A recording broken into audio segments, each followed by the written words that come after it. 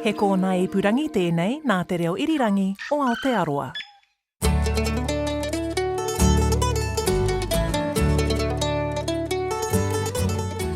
No mai, whakarongo mai ki te Aotai whenua. Welcome to Country Life. I'm Sally Round. Great to have your company. I'm Duncan Smith. Today, we dig deeper into the history of some rural curiosities, which are the subjects of a new book. I meet a man trying to protect a special coastal lagoon amid many threats, including the four-wheeled kind. We're off to Canterbury to see what progress is being made on a new cycle trail project. And later we're in Mackenzie country with some beautiful Clydesdale horses. But first, let's take a look at what's been making headlines on the rural news desk this week. Many rural communities are clearing away fallen trees, debris and repairing fences in wind-battered regions today. A Wairarapa Federated Farmers spokesperson says farmers hadn't had time to clean up the damage from wind and rain earlier in the week before yesterday's thrashing. Katie Wyeth says the conditions have created havoc and falling trees killed several of their sheep. We lost, I think, at least 5, and these are big old man poplar trees. Big trees that came down, one particular that's blocked off our main track access way to one side of the farm, pulled up half the track and blocked a culvert. And then the main damage after that is just falling branches and things onto all our fence lines, particularly the waterways. A tree came down over a power line to our pump shed, so we've got no power or water to one side of our farm. The Rural Support Trust National Chair, David Hewson, says the storms will be taking a mental and economic toll on farmers. He's heard reports of 200 irrigators damaged, which will limit production. He says Rural Support Trust workers will be on the ground assessing the full scale of the damage and what help is needed. Despite the damage and livestock deaths, Katie Wyeth says most farmers will just roll up their sleeves and do what needs to be done. Alliance Group farmer shareholders have voted in favour of a proposed $270 million investment from Irish meat processor Dawn Meats. Dawn Meats will acquire a 65% stake in Alliance Group, with the farmers retaining 35%. More than 2,600 shareholders took part in the vote, representing 92.5 million shares. Alliance Chair Mark Wynne says the overwhelming result comes as a huge relief. The mandate given by the shareholders with 87% voting in favour is outstanding. You know, on top of that, it was 88% of all shares on issue were actually voted. I don't know if that's a record in cooperative voting history in New Zealand, but it's certainly right up there. So, yeah, look, we're absolutely delighted with the outcome. Fonterra shareholders are expected to get an average payout of nearly $400,000 if the sale of Fonterra's consumer businesses goes ahead. ASB economists say the proposed sale of the Anchor and Mainland brands to France's Lactalis is expected to deliver a tax-free capital return of about $3.2 billion to 8,000 shareholding farmers throughout New Zealand. ASB Chief Economist Nick Tuffley says about 60% of them could receive at least $200,000. He estimates the trickle-down effect of direct and indirect spending at $4.5 billion. We would expect that there'll be a degree will get saved or used to pay down debt. So potentially 40 to 60% of the return could go into essentially debt retirement or building up savings. But that still leaves a fair amount of money that is likely to get spent over time. And that money sort of has that sort of multiplier effect as it sort of works its way through and becomes income for other people who in turn go off and spend it. Shareholder voting winds up next week, and the sale still has some regulatory hoops to go through too. Meanwhile, Fonterra says global demand for butter remains strong as it unveiled a $75 million plan to boost production. Developments at the Clydesdale plant in South Canterbury are expected to increase capacity by up to 50,000 tonnes a year. The parent company of furniture giant IKEA has bought 10,000 hectares of production forestry in Northland. It takes Inca Investment's stake in New Zealand forests to nearly 30,000 hectares, worth more than $600 million. The latest acquisition still needs to go through the required approvals. It includes 9 existing forestry blocks and an additional 3,000 hectares of indigenous forest. The firm wants most of the native block to be dedicated to conservation and other environmental purposes. Kiwifruit marketer Zespri has won its case in a court in China against two growers that planted and sold more than 200 hectares of Gold 3 without the plant variety rights.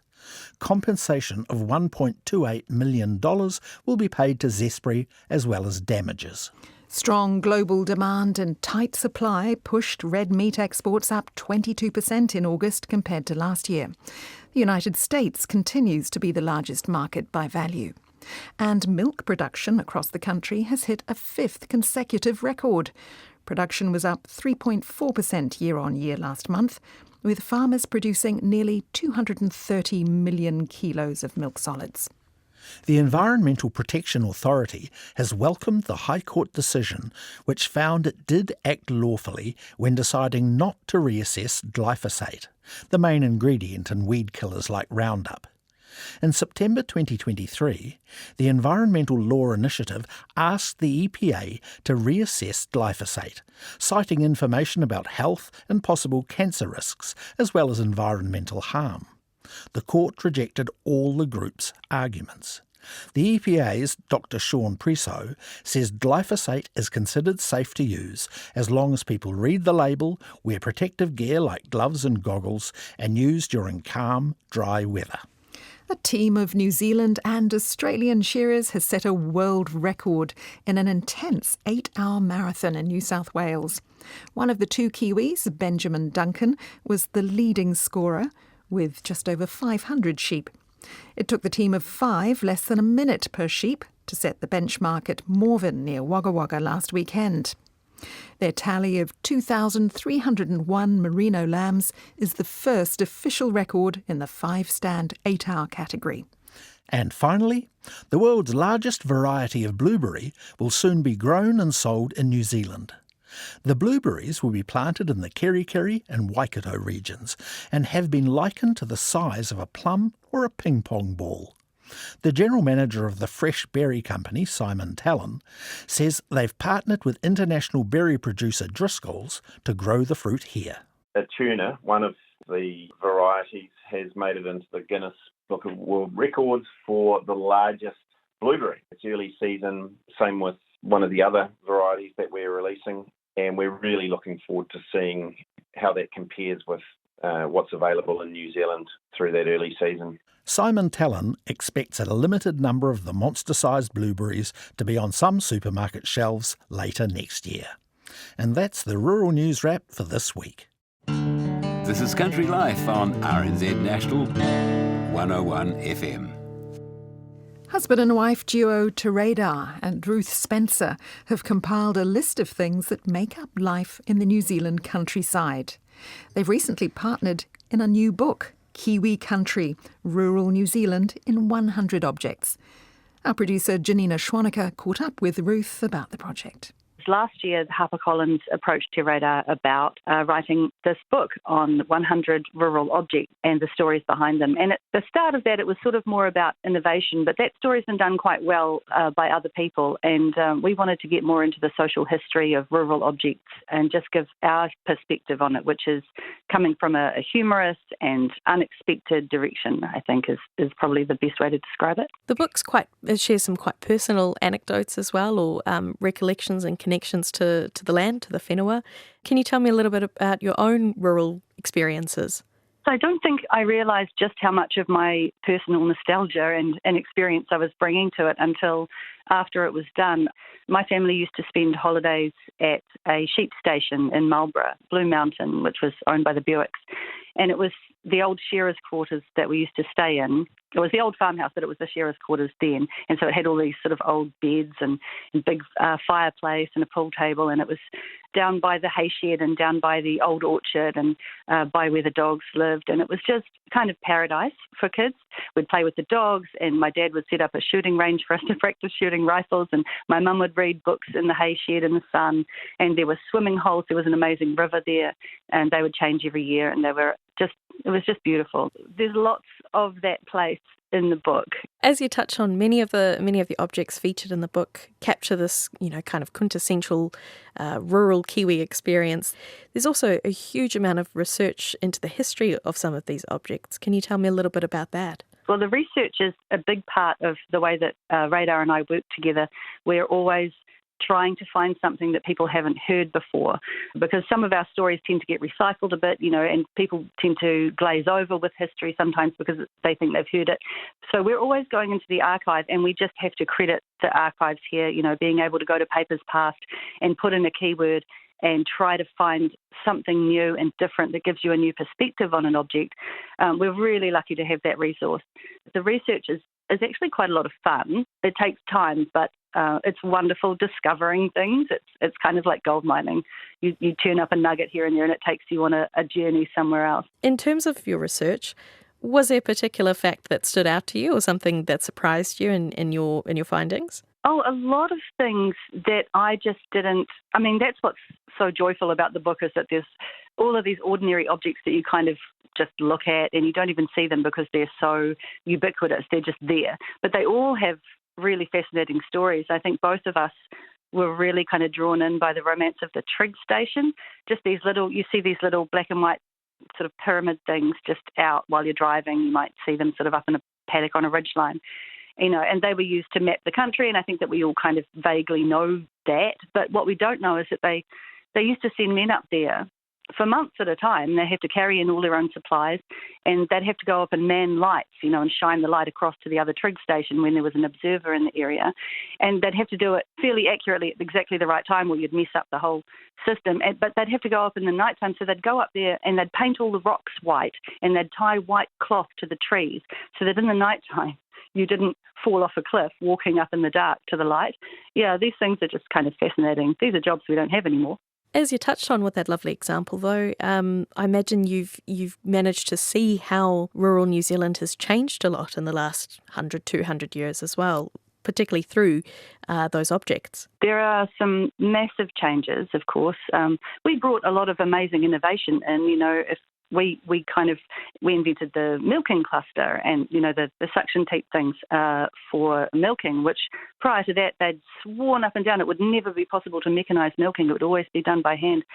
That's a really fascinating story that's in the book, and it's a really nice story about animal welfare too. But the herringbone milking shed was an invention of ours, which prevented probably a lot of back injuries and a lot of pain for people who were working in milking. So we have all of these innovations which have really been to the advantage of rural life, but we're also seeing a transition away from things being produced here. Things like reduced cream used to be made here. It's no longer made here. It's made in Mexico. Things like that, where things have gone offshore. There's these big changes. But that's the history of farming and rural life in general, is that change and progress is part of the deal. And everybody, I think, in the rural sector here is agile and adapting and aware and always looking for the next thing, always looking to the future of innovation. They're always designing, for example, new milk tankers. There's something in there in the dairy section about all of the new innovations for milk tankers, different shapes that make them easier to clean or faster on the roads or fully electric and these things.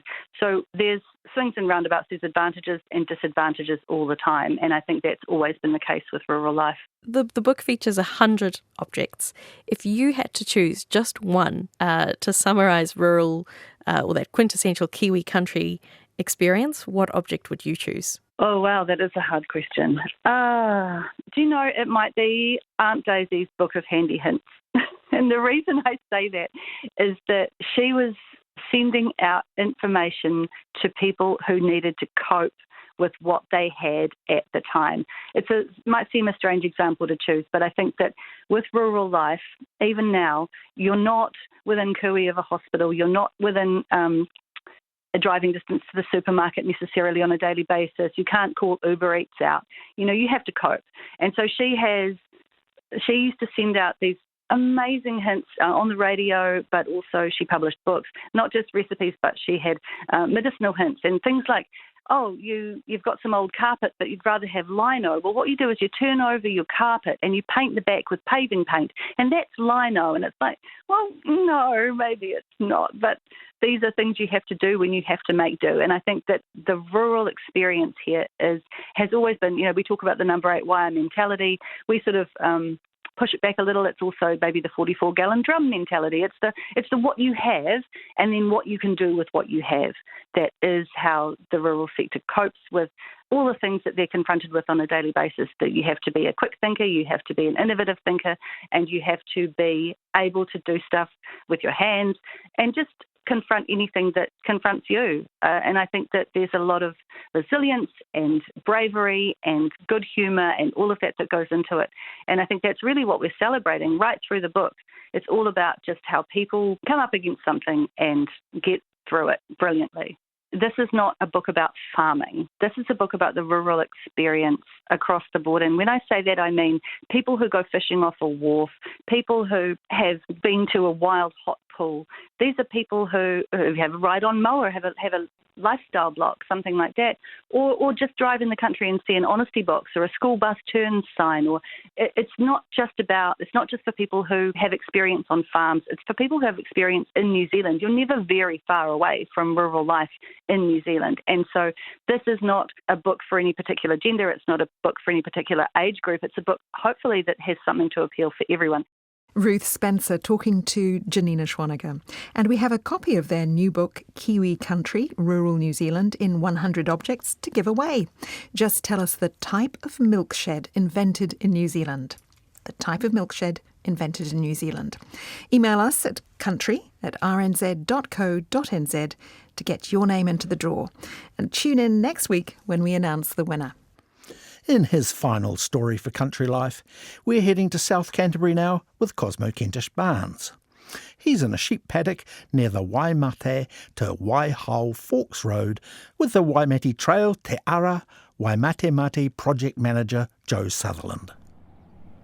We've got a 67k loop trail, but we've split it up into 3 stages because it's quite huge. So the first stage is from Waimate to Waihau Forks Hotel, which is 13k. So yeah, we're well under construction at the moment. We've split it into 3 sections, and we've got one more section to do, which is section D. How far have you got to go? We've got about another 3.6k. Oh, so you're quite close. We're so close. So yeah, we're going to do a soft opening when we get through to Arno Hall, which we're just about there. So probably in October we'll open this first section up to Arno Hall, so people can ride from town to Arno Hall, and then we'll just do the final. Hopefully by Christmas we'll be at Waihau Forks Hotel.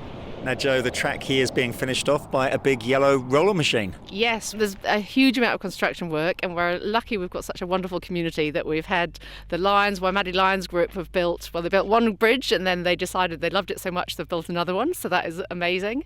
We've also had Waimate Rotary Club sponsor one of the 30-metre bridge. So, the community sport is just overwhelming. They're all behind it and they all wanted to see it happen.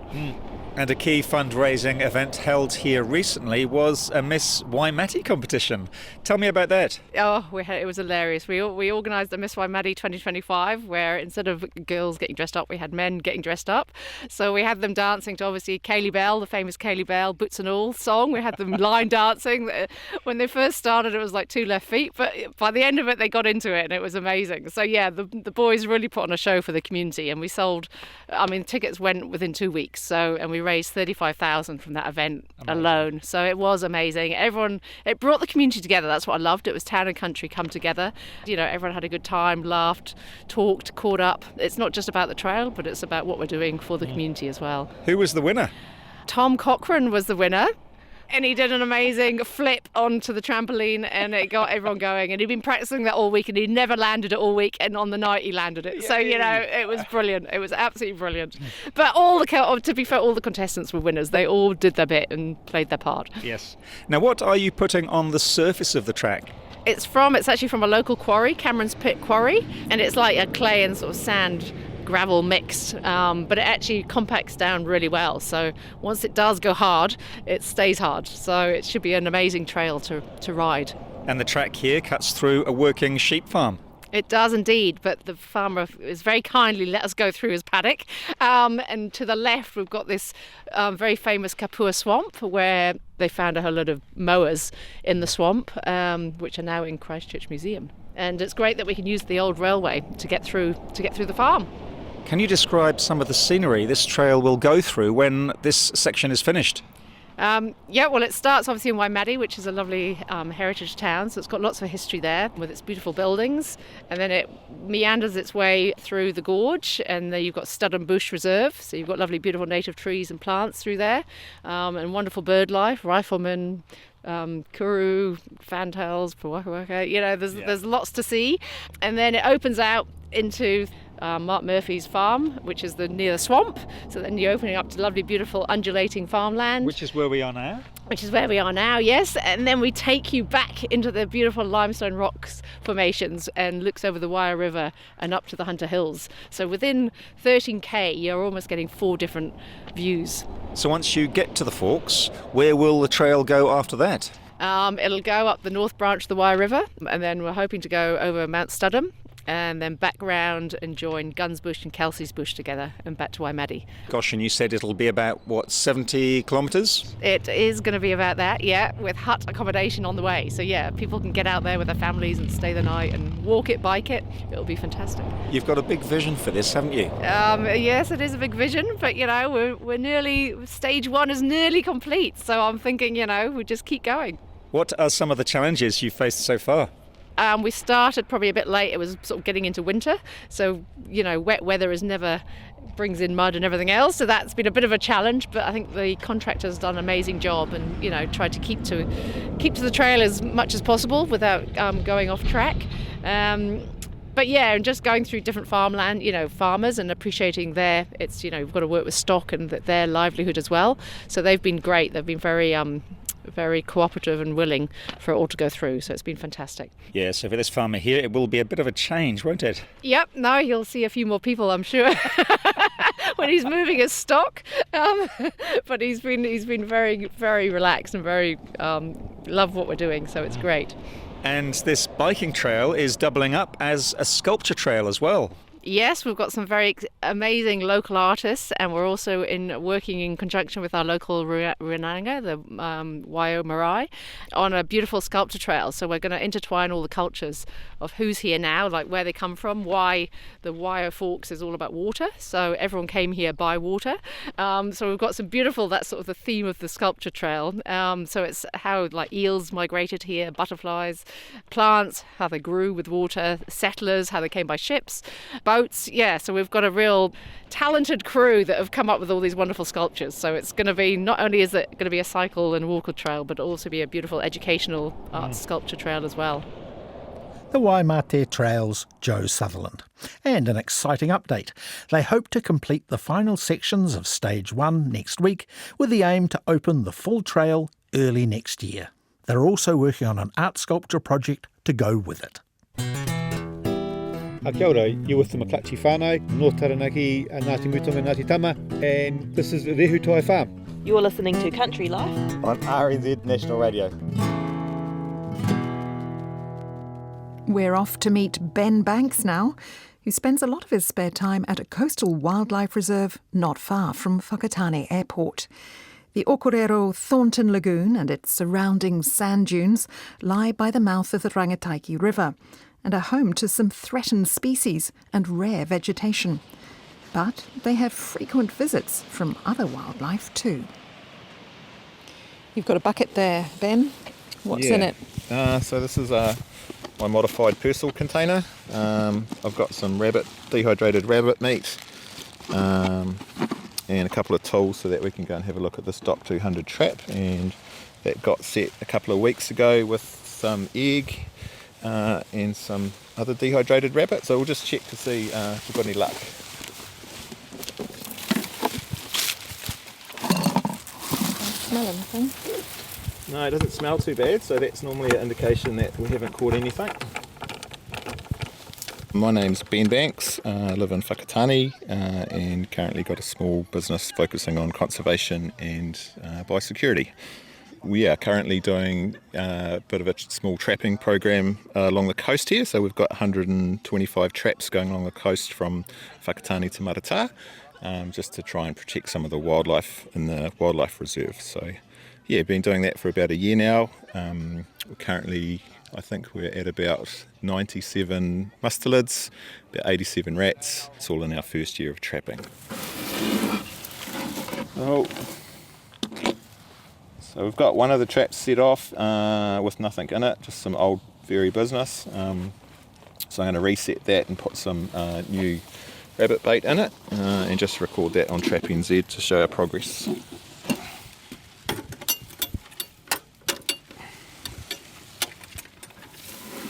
Alright, so we're going to close that up and then that'll be all done.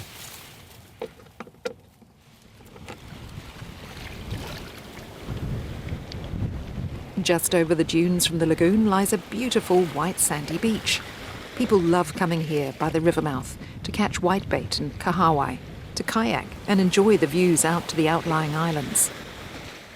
With our coastal lagoons, we're actually only got about 10% left in the country. The lagoon itself would be a major spawning area for whitebait coming in and out. I've managed to see white heron here, which was pretty spectacular in terms of bird numbers, and around the mouth of the Rangataiki and back towards here there's threatened plants as well as threatened birds. So it hits a whole lot of threatened species that need some kind of care and management, as well as the actual values within the lagoon itself for the fisheries. It was while working on another coastal restoration project that Ben saw the need for traps. A no-brainer, he says. So I kind of took it upon myself to set up a small group and rope in some family and friends to help set up the traps. So we've got 120 odd traps across the area and service them about once a month. So we've managed to catch I think close to 85 mustelids and equal number of rats across the area, and that's been hugely successful. So we started on March last year, and then probably putting out 20 traps, setting them up on the network each month, doing 20 a month, and roping. Mostly my kids come out with the dog just to identify areas where there was predominantly some sign or some smell, and then set them up on a 150 metre course along the coastal network, really. And do you think the wildlife is thriving as a result? I mean, are you seeing any numbers increase or any change? The mustelid numbers are starting to drop down, and we're seeing an increase in rats, so the apex numbers are kind of dropping off. We're seeing little skinks appear, and their size has gone from being quite small and getting bigger really quickly because there's no mustelids predating them. And then we're also seeing a lot of the copper butterflies, and seeing and hearing a lot more birds as we're going. So it's only been a year, but very quickly you're actually hearing and seeing the effects of, I guess, what the mustelids are eating is bouncing back relatively quickly, which is really good. So far, so good. But there's one other threat, which trapping is probably not going to fix.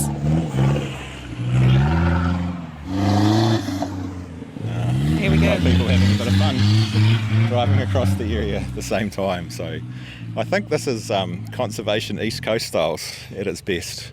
Sometimes we find a few cars ending up here that get burnt out at the end of the weekend, stolen cars, and then end up here, get burnt out, and then normally give Doc a ring and they're kind enough to come and pull them out.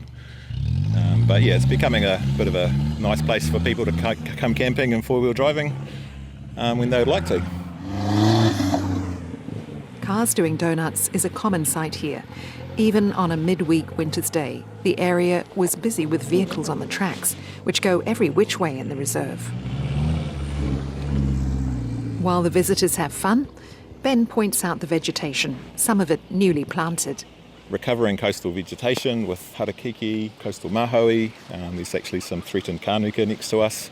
And then as we look out towards back to the ocean, I guess there's probably been a history of highly modified areas where it's been grazed and burnt, so pretty low-lying grass areas with some wee and spinifex and pingao actually on the frontal dunes.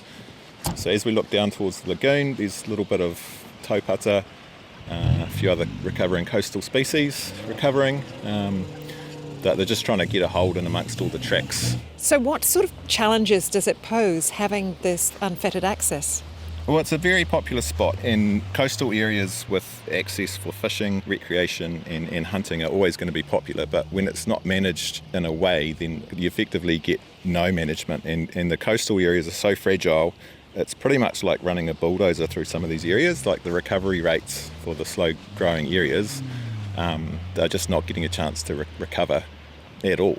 So without any intervention or management, it's likely to get worse over time. And you can see that from the aerials. If you look back in aerials from 10 years' time, the areas getting destroyed by access from driving is just getting incrementally worse and worse each year with no vegetation where the tracks are.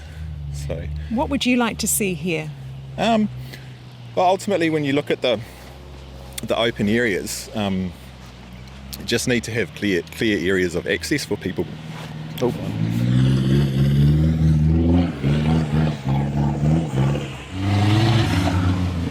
Need a film camera. Sorry, what was the last question? Oh yeah, I was going to say, so what would you like to see? Yeah, just looking at the site, I think there's obviously lots of people like using the area, and there's plenty of spaces where people can come and go fishing. There's plenty of spaces to come and shoot ducks. There's plenty of space out here, even if people want to come four-wheel driving. So what would be great to see is that at least the access is managed. If there's no other place that four-wheel drives can be, then at least it be designated to one site. It's currently being done all over the frontal dunes, and people are just going wherever they want. So it's just a matter of accessing the appropriate areas so that people can use it. Is this a migratory spot? Is this a stopping off point at all? Yeah, there's definitely there's a few banded dotterels. Definitely seen those. I've also seen had the white herons not nesting here, but I've got pictures of them around the lagoon itself. It's not quite as high value as the Ohiwa Harbour area or Miranda, but there's a smaller populations, of some of the migratory birds, but not quite to the same scale as some of the other areas. So it's more about the coastal birds than the big migratory godwits turning up.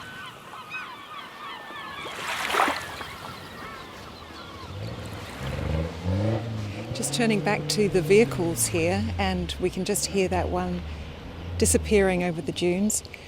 How are they faring? Not so well. Once you've got small-scale vegetation or low dunes which are growing, then the recovery of those dunes isn't getting a chance to recover, and as the population increases along the coast, you just seem to get more and more vehicles turning up. But it's not even getting a chance to recover, really. Is there nesting going on in the dunes?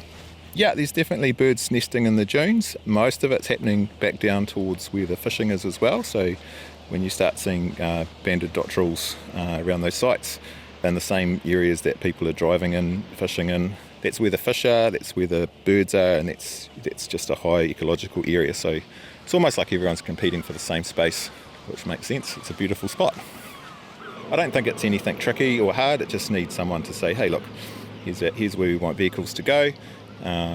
We can create some space for four-wheel drives in a couple of areas, and we can get them to and from either way, and we can also provide some easy access for fishing. So nothing too radical there, just needs somebody to do something. Ben Banks talking to me there at Ukurero Thornton Lagoon in the Eastern Bay of Plenty. The Department of Conservation administers the reserve alongside Fish and Game. DOC says vehicle access within the reserve causing damage to dunes or flora and fauna is prohibited and enforceable by DOC. In the past, they say they've tried to reduce off-roading damage by erecting fencing to block certain sections of the dunes from public access. However, fencing's been torn down by members of the public. They say anyone observing vehicles damaging dunes or disturbing wildlife in Ukurero should call 0800 DOC HOT. That's 0800 362 468 to report the incident in confidence. Plodding but magnificent. Clydesdales used to be a regular sight on roads and paddocks. They ploughed the wheat fields, carted lumber and helped create New Zealand's infrastructure. But now they are literally a rare breed. These Herculean horses have kind of passed their use-by date. Yet their charm, ability and legacy have encouraged groups of people dedicated to saving them from extinction, as Mark Leishman discovered in South Canterbury. Well, I've always had a passion for Clydesdale horses, the most beautiful creatures with their Ugg boots on. Basically, these wonderful horses that used to pull along the beer barrels around the UK, and of course all the carriages and bullock wagons around New Zealand, and carved their way across the country pretty much, I'm sure, before the likes of rail. And I've come to Silverstream Clydesdales, which is in Kimble in South Canterbury, just between Fairlie and Tekapo. And there's some wonderful ones here. And we're going to go meet Susie Izard and her daughter Kate, who have this business all about Clydesdales. Anybody home? Hello, hello, hello. Susie, lovely to meet you and see you and chat and find out a bit more about Silverstream Clydesdales. Thank you. Nice to see you. How did it start? My daughter Kate and I decided that we had a good couple of mares and we would like to breed, and that we needed to make these horses pay for themselves with vet bills and feed and all that sort of thing. Is that right, Kate? Kate is nodding, not saying a word, so I think I'll have to go across and talk to Kate. So, Kate, what was it about Clydesdales? What was the love you had for them? I didn't, personally. It was Mum started it. I was the horsey one, not Mum or Dad. Yeah. And I had normal horses, actually, which now they are the not normal ones. I had a warm blood, and I didn't really fall in love with them until I was working at Erewhon Station, and I saw their purpose. Erewhon is a picturesque 15,000 hectare sheep and beef property. It provided the magnificent backdrop for the Lord of the Rings movie, The Two Towers. The station has a large Clydesdale horse stud, and they still use the Clydes, as they're known, instead of vehicles. The team are used regularly on the station to do the cultivating work and tow the wagons. Yeah, they're probably one of our main big breeders, keeping the breed afloat.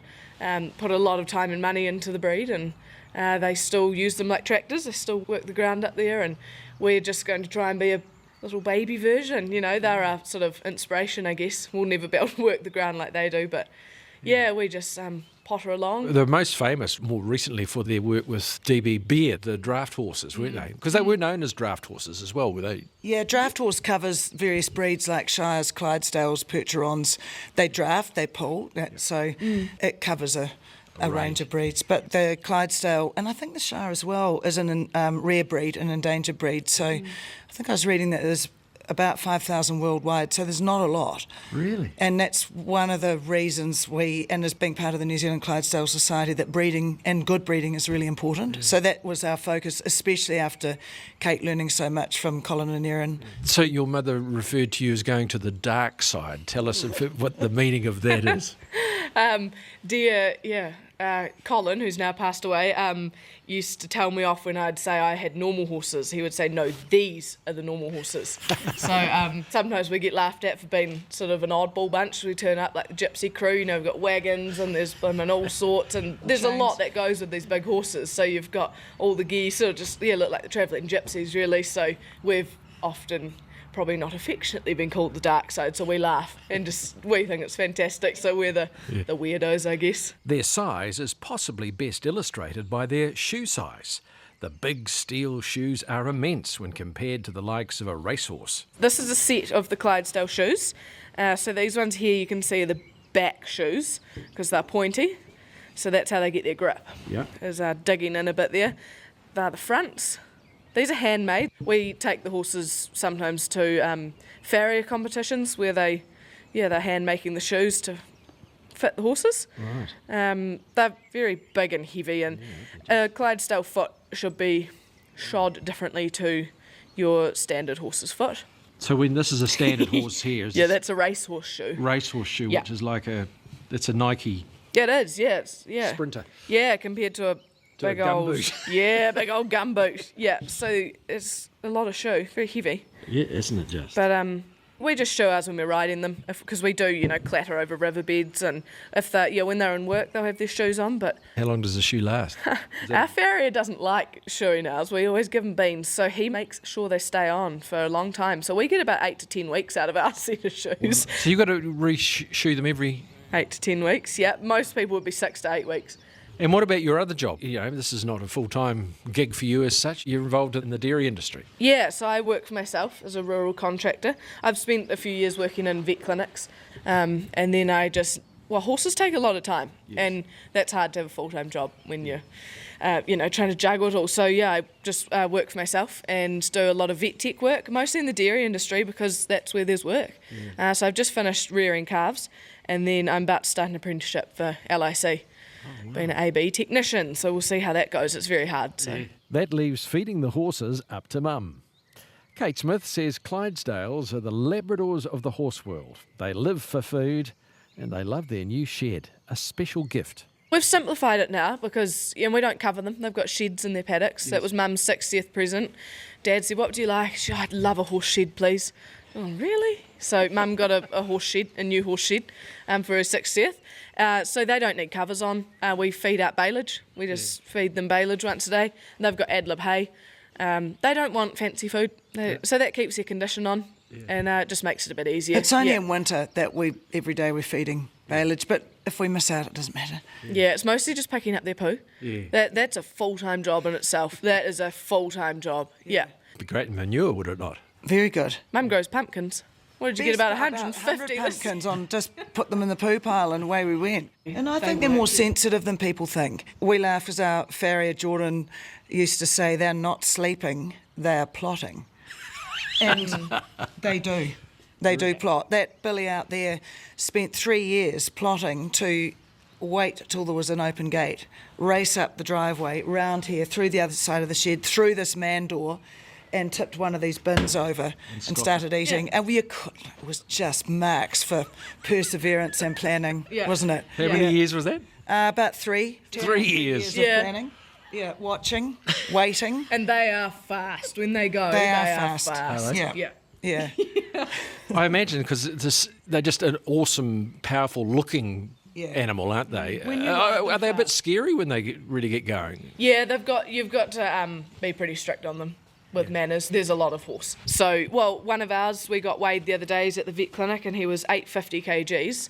So he's probably about 900 now because he's a young one, so he's growing nearly a up. ton. Yeah. So that's a lot of horse, and if you don't have them well mannered, it'll go terribly wrong. But they don't mean to. If you've got good manners, then they're really respectful, and they try their best, but accidents happen, and as Mum knows, she got flattened by a gate and a horse a while ago, just an accident in the wind. But that was my fault. I didn't notice that the wind had puffed the gate shut on the horse, and gate ended up on me, horse on gate. But Basil was incredible. You were crushed in between them. Yeah, but luckily the ground was soft, and Basil did everything he could not to stand on me, so that was incredible. Yeah. He kept his hoofs away from Mum's But it was head. my fault. It wasn't his fault. And we've now got a mum-shaped print in the lawn. Now we're going to meet them in a minute. We're going to start with Billy. Tell us about Billy. Oh, Billy. Billy and I have a love-hate relationship. Billy's mum's one real love in life, sorry Dad, but Billy's phenomenal. He's 21 now and we've had him 11 years. I love him and he loves me, but I'm the disciplinary one. Right. And but he's incredibly cheeky, loves whiskey, loves going into high country huts. He's had about 5 shepherds lined up along his back, and he's hilarious. He's very well. He's not really a horse. He's a person. And He's you could put a child on him, and he's placid enough. Oh, very placid. He's brilliant. I mean, that brings up a good point. Can you ride them? Yes, we do. That was how we started, was riding them basically. We ride them more than we do harness work with them. Yeah. They're what great do they to like ride. to ride? Are they fun, quite active? Wide, very wide. Yeah. But like Beautiful. a lazy boy recliner chair, would you say, comfort-wise? Yeah. Yeah. Yes. But beautiful paces because they're very expressive. So they have beautiful trots and canters and smooth. They can cover the ground too if you don't let them be lazy. They can really go. Yeah. Yeah, they're good riding horses, and Mum beat me in a dressage competition. I was on my fancy horse, and Mum won on her embarrassing clumpy horse. And then there's Betty. She is an incredible workhorse mare, and very strong, very powerful, needs a job, challenges Mum a lot. Made my riding better, that's for sure. She's banned from group treks now because she's such an embarrassment. She's just... What way? Oh, God, she'll try and keep other horses away. She's a dominant mare, don't come near my horses, and she'll jig-jog round, and so she's banned. She's too much of an embarrassment. But she did breed Basil. Oh, she's incredible. Oh, now Basil is next. Tell us about Basil. Basil's our first horse that we bred. Basil is huge, so he's just hit 18 hands and he's just turned 4. And what's an average for a Clydesdale? They should be about 16 too. hands. 16 too. They're not meant to be big. A Shire's big. Clydesdales are meant to work in a team, so they're meant to be smaller. Same size, pretty much. Yeah. Shorter, So stockier. 18 hands, that's huge. Yeah. Whopping. He is the sweetest thing ever. Yeah. He is like having a puppy around. He follows you around. You can always tell it's Basil. He sniffs you. You can always hear him sniffing. He's just a darling. So I've just started him under saddle. My first horse I've started, and I can't get on him. I need scaffolding or something to get on. I had to bail off him the other day on a ride, just no fault of his own, just had to get off, and I couldn't get back on. So I had to walk all the way home, get on the big mounting block, and then carry on the ride. So I imagine they must have a big saddle because, they're much wider girth, aren't they? A wide saddle, really, not so much big. Wow. Wide, very wide, yeah. So Billy, Betty and Basil. And then comes Zena. Where the heck did she come from? Now, she's different because she's not a full... She's a half, yeah. So she was bred at Erawan. But you can see there's a hint of Clydesdale. Yes, she's still got some feathers. Yeah, and she's got a big head and, she's got the nice nature. Loves food. Connor is there. Oh, Connor, of course. You can explain Connor's role. Connor's an Connor's got a Erawan kind of retiree. normal name, isn't he? Yeah, he's got a very silly full name, Donnybrook Savati or something very fancy. And he was a leader at Erawan. There was a sort of team of four of them, four main horses, and he's come to us for retirement. He's very special. So a leader horse is really special. They're on the reins, they're your steering, they're in charge of your team. He's a very special horse, and so we were lucky enough to have him. They get him off the station because they get depressed watching the team go out if they can't work. Right. So we can't work him in harness. He's too good, too powerful, too good for us. And it's softer environment down here for him to have his nice retirement. So he's allowed to be fat. Does he realise his mana? Does he realise his position, do you think? I don't know. I just think he's just a working horse, and he's not fussy. He's very behaved. different to He's a real workhorse. He didn't know what carrots were, didn't know what apples were. Doesn't have a rug on. I put a rug on once and he just wouldn't talk to me for a week. But now he's softened and he appreciates a pat. He's very voice controlled. So if you growl at him, he doesn't like that. He's also a useful old uncle for young horses. He's a good babysitter because he'll put them in line but not hurt them because he's used to that in his working life. And do you know much about their history in New Zealand? Well, yes, they broke in New Zealand agriculturally and made the roads, and they pulled big scrapers that... So they were here even pre-rail? Yes, they're the ones that broke the country in and towed the sledges and wagons as they picked up all the stones on the Canterbury Plains and logging. And there's a really awesome poem by Jim Morris that describes it really well, that I read to our clients, and it just describes the role of the, people had one in their household and that children would go to school on, numbers of them, and they would pull the milk carts. I think there were famous ones in Auckland, and just the working horse, the engine. And between the World Wars is when the demise started of breed numbers because of mechanisation and the wars. I think they lost a lot in the First World War, towing, gun whatever, and down to the stage where we are now that it's just keeping the breed alive, really. I love this poem because this explains really the Clydesdale in New Zealand and its history. So it's called The Equine Pioneers. From far Lanarkshire vales they came, the best of the Scottish blood, to haul logs and plough the fields and breast the raging flood. They came from green and ancient hills, from strath and sparkling burn, to far-off lands of swamp and bush, tall tussock and bracken fern. They left their well-loved northern home and braved the southern sea. They came to work with hardy folk in the newfound colony.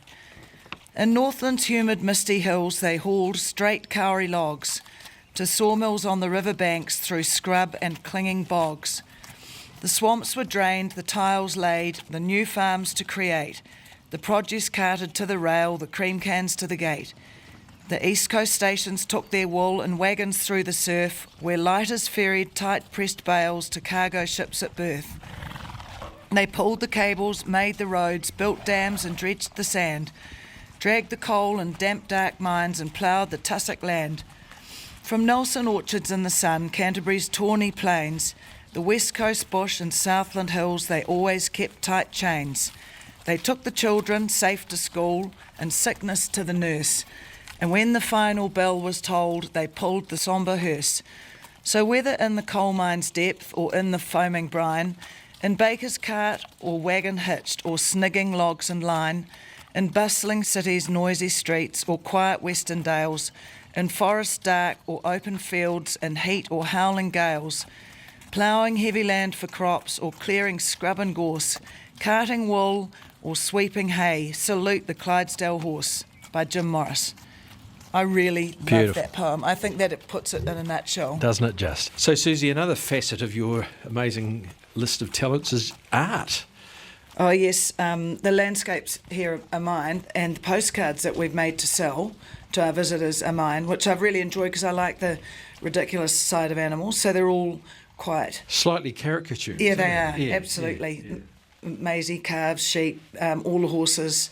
And we sell those, and we just want to sell local stuff. We want to be local and authentic. Everything's done in our wee shop in South Canterbury, basically. So, so I like capturing the rivers. That's gorgeous. Oh yes, it's up round the Cass and the Mistake Peak and all around that area, which I really enjoy doing. But I am a bit sidetracked by horses at the moment. Yes, and the art market's not as generous as it was, but this sort of business is. Oh, that's Basil bashing on the door. Basil's trying to get in. Susie Izard and Kate Smith from Silverstream Clydesdales. And some good news for the team. The day Mark recorded that story, a beautiful Clydesdale foal was born named Violet. Well, that's it for Country Life this week. It's great to get your feedback. You can contact us at country@rnz.co.nz, and you can follow and listen to Country Life wherever you get your podcasts. You can read more, find photos and listen again to the stories you've heard by checking out the episode notes or heading to rnz.co.nz/countrylife. The stories today were produced and presented by Mark Leishman, Cosmo Kentish-Barnes, Janina Schwanecker and me, Sally Round. In the studio production team, David Knowles, Phil Benge and Alex Harmer. Ka kite anō. Catch you next time.